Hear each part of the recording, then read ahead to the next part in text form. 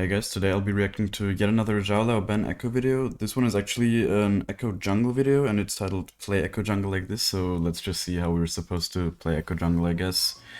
He definitely went for blue smite here. I guess I want to see the comp and then I'll tell you if I think it's the right choice. I've been getting way more flexible with my smite choice. I think all of them have their place for Ekko. That was definitely clean.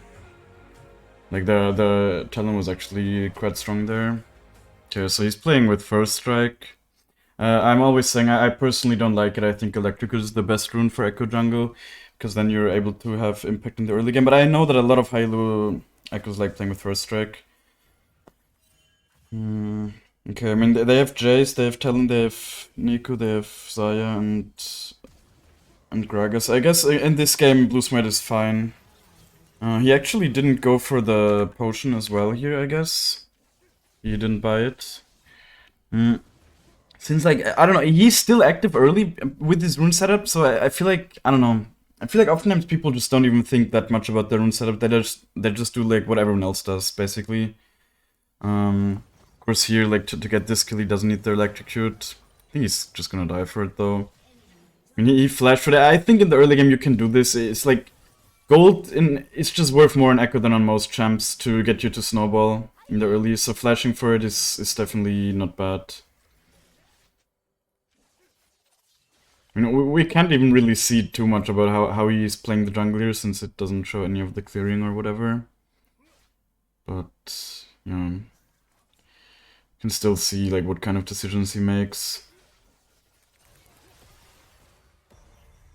It's like he just goes for that. I feel like even if he procs passive, he probably doesn't kill the talent, but he's just trying to keep him in the lane here, I guess. So maybe the Aurelia can punish. And you also just held the wave there, basically. He could go base here with 850 for a blasting one, but I guess he's looking for something... What? What the fuck is this Thresh doing? Oh, man. Oh, wow. Actually managed to stun the Xayah there. I don't think Thresh has Q up again. Okay. This time around he hit it. Big. Like, sometimes people just disrespect, right? So, like, even in this elo, and like in lower elos people disrespect even more because they often don't even know that they're disrespecting. Oliver Gaming. Definitely has a lot of gold here. I feel like he should just base, or he like could have just based before even maybe. I guess he wanted to hover top. Oh wow.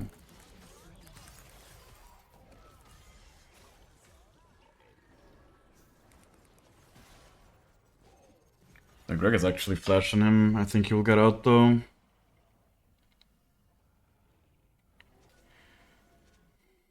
I don't know if the Gragas was maybe like got baited in by him not skilling ult there. And that's why he flashed for it. Very nice. You know, like in this elo, people just play the game. Right? I always say this, for example, this Thresh, he knows, right?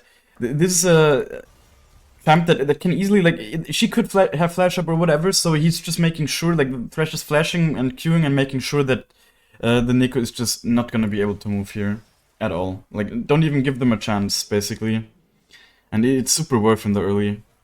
It's like worth anyways, like it's worth in most stages of the game. Maybe not always for the support, but still.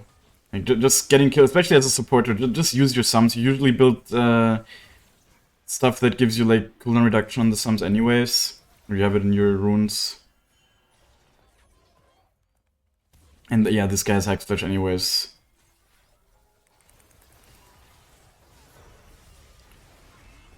With the passive stacks, of course, you know which one is the real Nico, which is really nice. Ekko is quite good against those kind of champs, right? Like Shaco, Nico. I actually have played the matchup recently, the Nico jungle matchup, and I think it's pretty decent for Ekko. I mean, it's just a very squishy champ. You can dodge her abilities quite well. You can build mercs most games. I mean, this game really doesn't show any of his jungle decisions, like his clearing decisions. So it's not really that much different from the mid gameplay videos, to be honest. Mostly curious to see like what he builds and that stuff. I mean, we saw in the intro already, I think he just builds like white stuff and Rabadons. Maybe he's building the white stuff before Rabadons, probably not though. I've definitely realized that building void stuff before Rabadons is very good in games where you don't have a lot of gold available to you. Because just completing an item makes you so much stronger and actually helps you get kills in these kind of games. Even when the enemies are not building any MR, it has felt really good. It's just 1,000 gold cheaper and the 40% magic pen, you can definitely feel that. I don't know if I would personally go for Mercs in this game. They have a lot of AP, or like a bunch of AP. They have Neko CC, of course, they have Gragas CC. Doesn't help against Gragas CC at all, sadly. Even the E is a knock-up. I thought it was a stun as well. Yeah, probably just a Sorix game, honestly. It's only Neko, but you can definitely dodge her CC. Definitely good, like, right? Like, these guys are just not scared. They know that they can punish him. And the Volibear is low HP, but it doesn't really matter. He has a bunch of healing in his kit. They can CC the Gragas anyways, so they just go for this. Like, this is something that high elo players do. They just push their advantages even more in situations where it's not super expected, right? This Gragas is not expecting them to be here. And he has flash, so that's why he's able to live. They didn't layer the CC perfectly, but yeah. I feel like this Jace could just die here. Okay. I mean, he's 0-3, but the Jalaben thinks he still has to respect him. I guess if he has Mythic, he's still strong, yeah. Jace is one of those champs, they often have bad stats, but they still just scale really hard.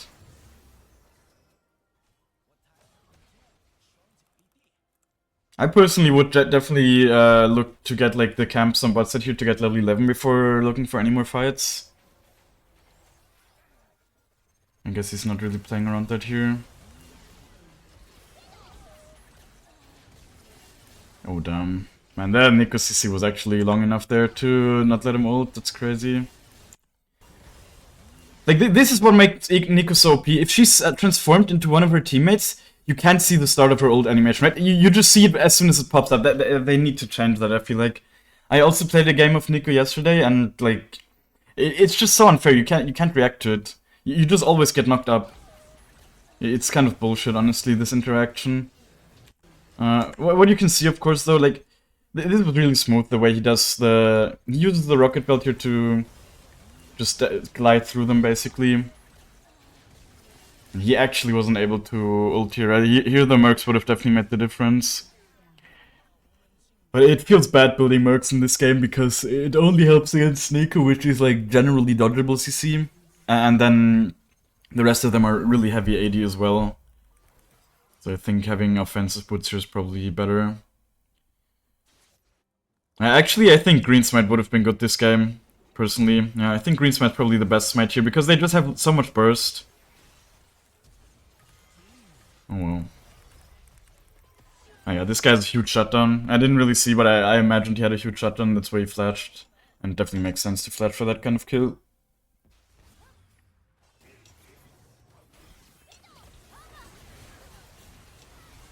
I imagine he's gonna go for Rabadons here. Like, after Neko has used all her abilities, she's of course super vulnerable. Here, she's basically just a walking minion at this point. So you can just pick her off. If you get good at these combos, like, you're gonna get to like high diamond instantly, right? If you can do this consistently and quickly, you're gonna... Yeah, like, mechanics is honestly, like, people sometimes ask what's the best way to climb. I think mechanics is usually like the easiest way to climb and like make the difference. If you're just better mechanically, you can get away with so much. Like, your decision making doesn't even have to be great then. Of course, it's always gonna help you, but your decision making is also gonna get better. You just have good mechanics and you permanently test your... like, permanently limit test, basically. And also, getting better mechanics is achieved through, like, limit testing and playing aggressive, of course. That's why, for example, the people on the training super server are super known for having great mechanics, because they always just permanently limit test. Dude, I swear, this Volibear E looks like a Aurelion Soul ult. I thought it a bunch of times already this game. Against this kind of team, you definitely have to pick your fights well. Like you could see a bunch of times he's already. You can get bursted on really quickly. You have so much burst. That's why I think Greenspan also would make a lot of sense in this game. I think I played most of this season. I played with Blue Smite, but I think I've realized that Greenspan is probably better in most games. Like Blue Smite is actually kind of situational. It's really only in very low CC games and also ones where you need the tenacity. The movement speed, I mean. And in this game, he doesn't necessarily need the movement speed, I think. Oh, he didn't proc his W there, but really good ult. Just making sure the Gragas dies. You can see he's just always staying out of range, only throwing Qs. I think you can... Yeah, you can't quite one-shot this guy. Now Jay's just scaled at this point. Well played though. He just had to kite him there, right? Man, this Jace is 1 in 4 and he's such a problem. Crazy. Like, don't ever count people out in this kind of elo. The Jace probably still farmed really well here. Yeah, 222 CS. It's like, he's completely fine. He has 3 items at 25 minutes. That's like in-game. A lot of low players make the mistake of looking at stats and not looking at items, you know? So if you're like clueless here, you might think that the Jace is weak or something, but he's really not, right? He's level 15, he has 3 items. Like, they're all super massive power spikes as well. So, yeah, like, really don't get it twisted. Don't look at stats, always look at items. Especially the first strike probably cheats him a bunch of gold here. I actually would like to see how much the first strike of Xiao Ben is done for him here. He'll probably get the Talon, I imagine. Does the E over the inhib give you extra range here? I think it might. Because it like pushes you a little bit further than you would normally E.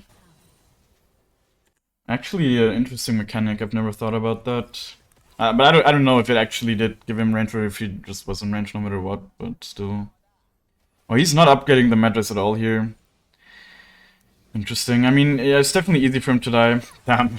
Like Nico was you can see this minion. There are 4 minions here. It's so hard. Like even this is a Grandmaster lobby in Korea, but even these guys can't really keep track. Like it's so difficult to actually keep track of this kind of stuff when you're like he probably was just looking at the Zaya here, right? Like he's not looking at these 4 minions and counting them, so he's just looking there and man. And as again you can see, like he the first time he sees the Nico when it pops up, it's so broken, man. It really is.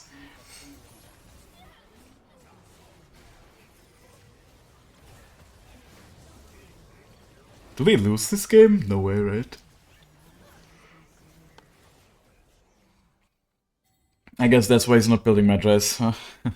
I think maybe actually the Mercs would help him survive against Nico, honestly. Because she of course also deals quite a lot of damage, even though she's support. And if just her damage is a little bit reduced. Oh, he's 3 levels down on the Talon. 150 gold from the first strike proc there.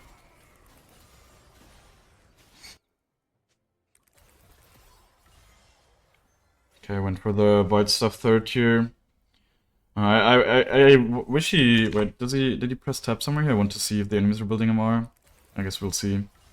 I've also really realized Void Stuff definitely... I think damage-wise is usually the best item. Of course, it only provides damage and no utility. Didn't stun the Talon here. This was the play we saw in the beginning, of course. And at this point, he's definitely strong enough, right? If you have the Rabadons, you can fight mostly any champ in the game. And if you have the Void Staff as well, you can actually fight anyone. The problem with Talon... Let's see here. The problem with Talon is often that he's just has super high base MR, so... I think in games where you play against him, like, they actually build 0 MR, though. I really don't know if Void Staff or, like, a Lich Bane last item would be better here. I think Lich Bane might even be better just for the utility. It provides ability haste, which is super nice. It reduces the cooldown of the ult quite a bit. Then, of course, just the movement speed is super nice. The powered auto attack also gives a little bit more burst against those squishy champs. But I don't know. The Void Stuff will always feel good, of course, damage-wise. He might even sell just the Dark Seal for a Lich Bane or something here. Or maybe a defensive item. I guess probably something like Banshees would make this game easier to play as well. Makes it harder for the Ekko to pick him off as well. This W can be huge. Man, this is why Gragas is such an annoying champ.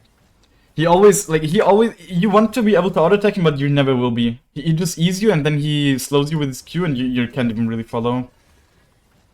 I mean, you kind of can, but see, they really had to flash for that. I guess they might be able to end here.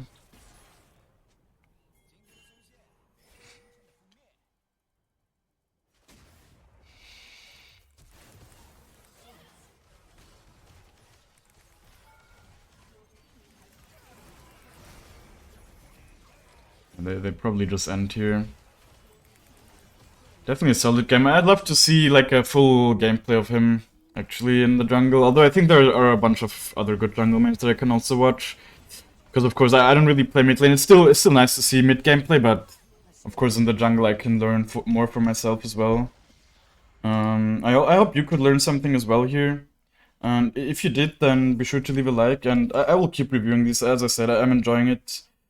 So yeah, hopefully you learned something. Leave a like if you did, and be sure to watch the next one. Bye.